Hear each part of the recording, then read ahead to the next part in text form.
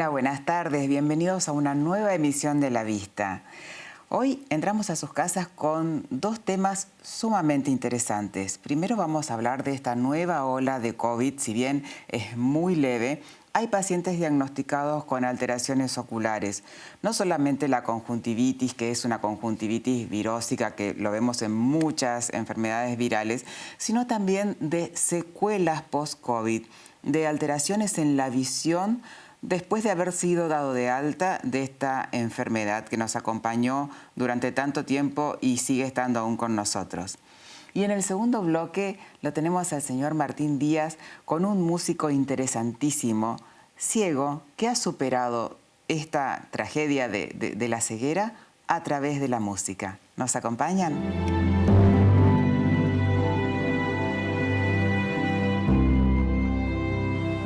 Bienvenidos a este primer bloque de La Vista y como lo anunciamos en la presentación, vamos a hablar de ese pequeño número de pacientes que han tenido secuelas en la visión después de haber sido dado de alta de su enfermedad de COVID. Y para eso tenemos al doctor Fernando Scatini. Gracias, Fernando, por estar con nosotros. Gracias una vez más por invitarme a tu programa. Es un placer, Fernando. Te voy a presentar. El doctor Scatini es profesor y doctor en medicina, titular de la Cátedra de Oftalmología de la Fundación Barceló, es director del Hospital Oftalmológico Dr. Pedro Lagleize y es miembro de la Comisión Directiva del Consejo Argentino de Oftalmología. Y Fernando, la mayor parte de los pacientes han cursado con una conjuntivitis folicular que se ve mucho en todas las virosis, ¿no es cierto? Pero hay algunos pacientes que han quedado con secuelas en su visión, con disminución de la visión, con pérdida de visión de un ojo.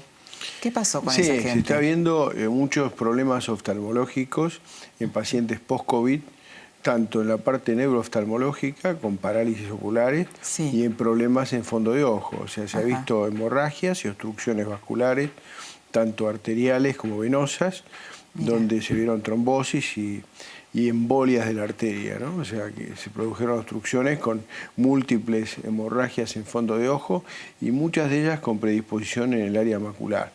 Está todo muy en el aire, todavía saber bien cuál es el mecanismo de acción, pero se habla de una vasculitis como causa etiológica de todo esto. Y poco se ve esas imágenes, según refieren los neumonólogos, parecidas a las que nosotros vemos que se han visto en el pulmón, ¿no?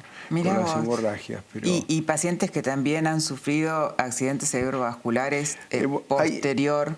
También se ha visto esto. Evidentemente la mayoría de los pacientes que por lo menos se ha visto en la estadística con problemas oftalmológicos, han sido pacientes con patologías preexistentes, como diabetes, hipertensión arterial, en fin, los factores desencadenantes que concurrieron con esta enfermedad. Claro. La respuesta hasta ahora, yo creo que en la mayoría de los casos, por lo menos que he tenido oportunidad de tratar, con medicación, con inyecciones de antiangiogénicos, mejoraron su visión, esa es la realidad. Pero ha sido una sorpresa todo esto, ¿no? Y los problemas neurooftalmológicos también, con parálisis, se han visto muchos. Si bien, como vos bien decís, empezó por la conjuntiva, que era lo que primero que se hablaba, entonces sí que el primer médico que muere es un chino un colega chino que examinando un paciente, creo que controlando la tensión ocular por un glaucoma, fue el factor con el que se contagia. Y bueno, después fue incriminado por el gobierno chino porque, bueno, decía que había una enfermedad con este nombre y apellido prácticamente. Y bueno, después se demostró que era el COVID. Entonces, por lo que decís vos, pacientes con enfermedades predisponentes, es decir, diabetes, hipertensión, sedentarismo, trastornos también. De la coagulación, son todos pacientes que han tenido esta problemática. Hemorragias de retina se han visto también, no solamente las trombosis con sus hemorragias, que conviven con la trombosis, pero sí se han visto hemorragias en el vítreo también. Nosotros tenemos ahí en el hospital nuestro 2 o 3 casos justamente con hemorragias vítreas post-COVID. Ah, qué notable. Y no requieren tratamiento general, me decís. Solamente las inyecciones de antiangiogénicos que hemos hablado acá, que es lo mismo que se hace para la maculopatía húmeda. Eso se observó sobre todo en las trombosis. Okay. En las hemorragias vítreas, algunas de ellas se han sido operadas y con buen resultado. Con buen resultado desde el punto de vista del éxito quirúrgico de limpiar la hemorragia, pero sí había una coexistencia en el polo posterior de algunas trombosis, así que fue medio inestable las respuestas, ¿no? ¿No es un porcentaje alto de pacientes el que presente esto? No, por suerte todavía no. Estamos haciendo un abstract, lo estoy haciendo con los residentes del hospital, justamente todas las complicaciones que aparecen post-COVID en el fondo de ojo y en la parte neurooftalmológica, y lo mismo post-vacunas, pues también hemos visto algunas complicaciones post-vacunas a nivel oftalmológico, ¿no? Qué notable. Entonces, como advertencia para la gente que nos está viendo, si tienen cualquier alteración en la visión y han tenido, se han contagiado con este virus, con el COVID-19, tienen que hacer la consulta. Eso sería fundamental, que hagan la consulta con su oftalmólogo. Inclusive casos que fueron asintomáticos han presentado lesiones en fondo de ojo post-COVID. Así que yo creo que es fundamental de que después de haber cursado con su enfermedad viral, que después sean controlados por un oftalmólogo para darles la tranquilidad de que no pasa nada. Independientemente de aquellos casos que son muy elocuentes, como las parálisis oculares, donde el paciente se queja o de visión doble o ve que su ojo está totalmente desviado. Entonces, bueno, ahí ya es un signo de alerta. Pero los otros a veces no tanto, y sin embargo tenemos las lesiones en fondo de ojo. ¿Y esto lo has visto en los dos ojos o a veces un solo ojo alterado? Se ha visto en forma bilateral la mayoría. Ah. La mayoría de los que he visto son bilaterales. ¿Y la duración de esta sintomatología? Mira, yo tengo pacientes en la consulta que ya llevan por lo menos 3 y 4 meses con todas estas secuelas, ¿no? O sea que puede durar bastante. Sí.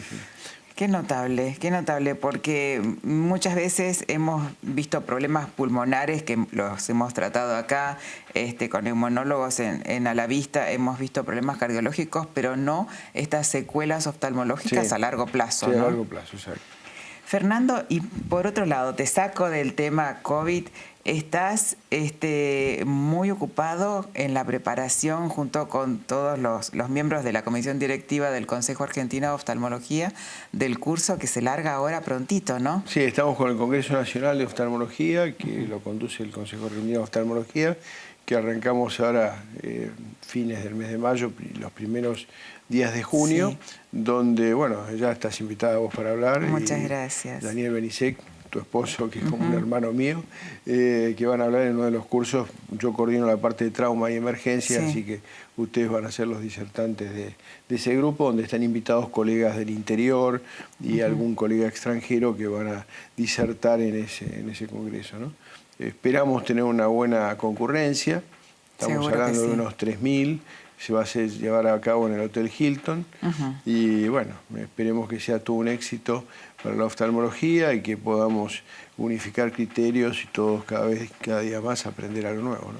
Sí, y lo bueno de esos congresos también es no solamente la participación de la gente grande, de invitados extranjeros que todos aportan su experiencia, sino la gran convocatoria de médicos jóvenes, ¿no? Exacto. Yo inclusive dentro de todos los médicos grandes que van a hablar en la jornada esta, he puesto la jefa de residentes del hospital nuestro para que un poco nos transmita sus experiencias en cuanto a la emergencia que pueden ver en la guardia, con un caso que realmente va a presentar, que es un caso interesante, que si bien es de guardia y va un poco más el nivel de lo que podría ser un residente, así que me parece interesante, ¿no? Creo que esperemos que haya una buena respuesta. Qué bueno, y qué bueno tenerte a vos de coordinador de eso con los años que tenés de experiencia hospitalaria, porque el doctor Scatini fue director también del Hospital Santa Lucía. ¿Y cuántos años dedicado tu vida al hospital público? Sí, mirá, llevo 40 años dedicado al hospital público. Claro. Así que, en realidad, antes todavía, cuando ya no era médico, iba al hospital. ¿Ibas con tu padre? Iba con mi padre.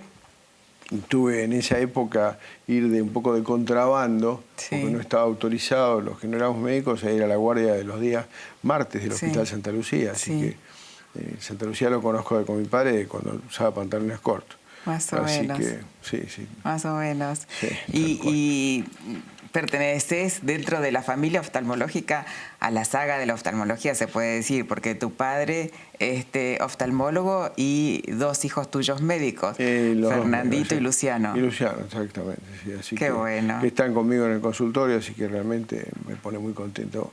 Bueno, vos tenés a tu hijo también. Sí, Andrés. Exacto. Qué orgullo, Fernando. Bueno, muchísimas gracias por estos datos de las secuelas post-COVID, y lo mejor es consultar ante cualquier alteración en la visión, sobre todo si tienen visión doble o tienen disminución o pérdida de la visión. Exacto. Tal cual. Bueno, muchas gracias Fernando. una vez más por estar acá. A vos. Nos despedimos con el doctor Fernando Scatini, director del Hospital La Gleize, y nos vamos a una brevísima tanda y volvemos con más A la Vista.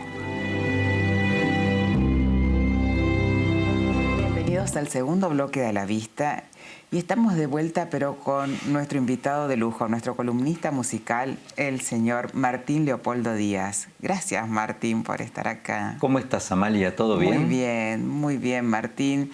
Y feliz de tenerte, porque una vez más nos traes una historia de un artista, un músico conocidísimo, que la música justamente lo ayudó a superar una tragedia terrible como la ceguera, ¿no? Exactamente. Hoy nos adentramos en el mundo del jazz, Amalia. Sí. Porque les vamos a traer a nuestros amigos la historia del queridísimo Ray Charles, gran músico, grande, saxofonista, cantante, pianista.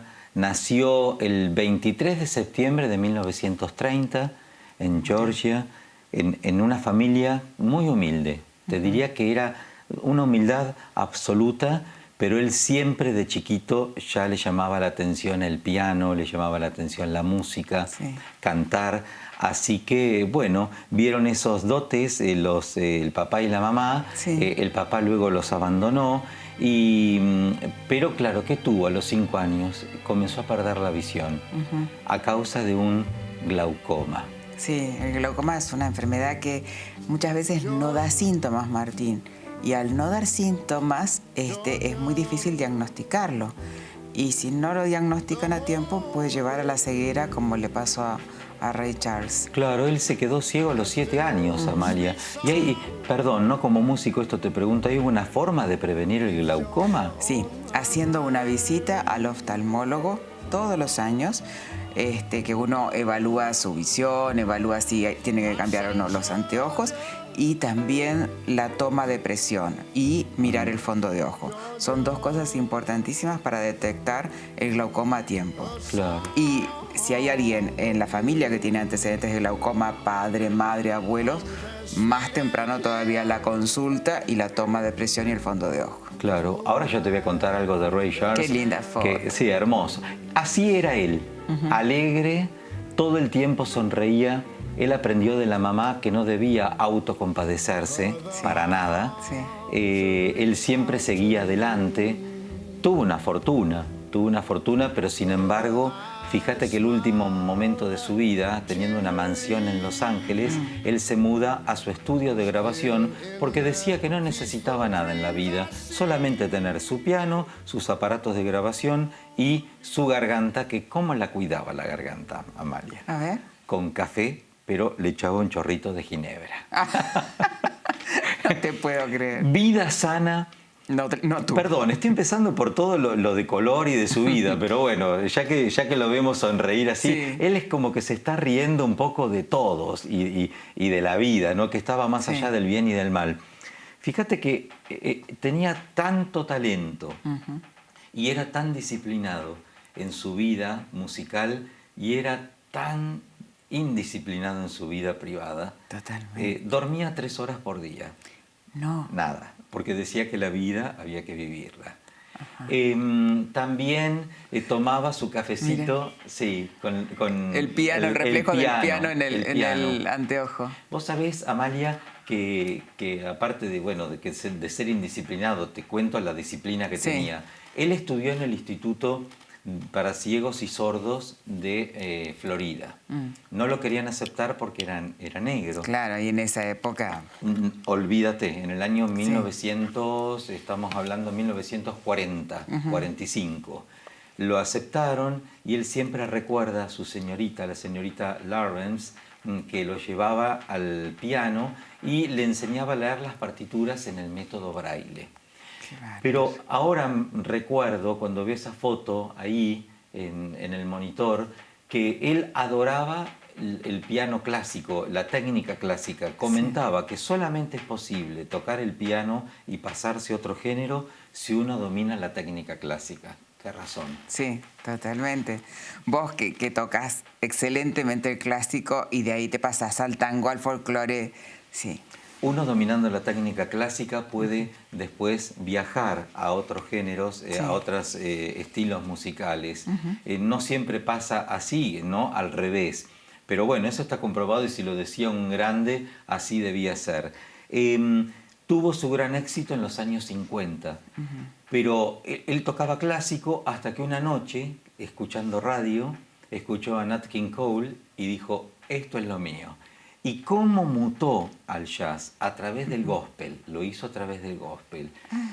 Comenzó cantando gospel, con unas críticas horribles porque él cambiaba las letras. Él se reía de todo.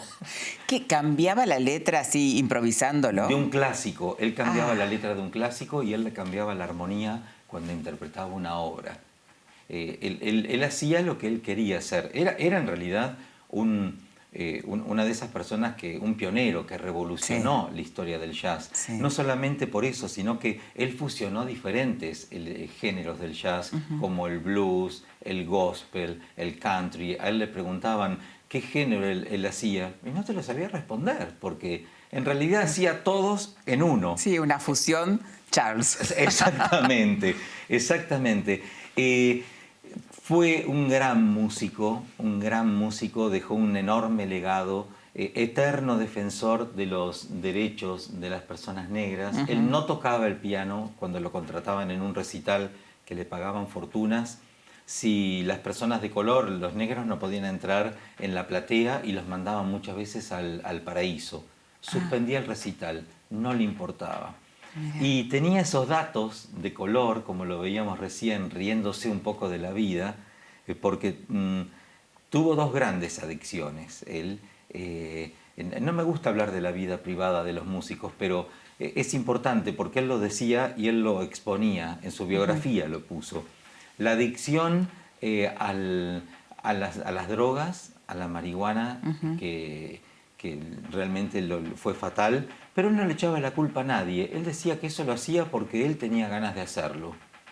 Bueno, y tenía la adicción al sexo también. Ay, sí. Lo dejó escrito él, eso, que era adicto al sexo, que cada vez que iba a un club nocturno, cuando salía, se le acercaban las señoritas, las señoras, y él comenta en su libro, ellas no eran conscientes que yo no podía mirarlas y mirar algunas partes suyas como el escote. Claro. Sin embargo, su voz, la voz de la mujer, a mí me inspiraba para componer una obra musical. ¡Ah, qué notable! Siempre decía eso. Y también él comentaba que sus ojos eran sus dedos. Sí. Sus dedos para él fue como su contacto con el mundo. Y también tenía un gran hobby, Amalia. A ver. El ajedrez. Le encantaba jugar al ajedrez. ¡Qué increíble! Le encantaba. ¡Qué increíble! Bueno, obras, millones.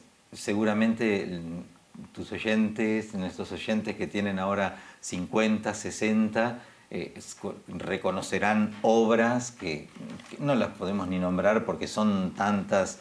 I Got a Woman, Aleluya. Aleluya. Y muchos de nuestro público joven lo ha conocido y ha sabido de su vida a través de la película. La película, fíjate que se estrenó en el año 2004, cuando él ya había fallecido hace un mes, porque él falleció el 10 de junio del año 2004. Su despedida, en vez de ser algo triste, fue una fiesta. Participaron músicos como Baby King, Wynton Marsalis, Steve Wonder, muchos músicos que lo despidieron con música, porque su vida, Amalia, era la música. Sí, fue la música. Así que yo creo que hoy no podíamos dejar de traerlo aquí, y sobre todo con esa alegría. Tuvo 10 hijos, 2 matrimonios. 10 hijos. ¿Alguno músico?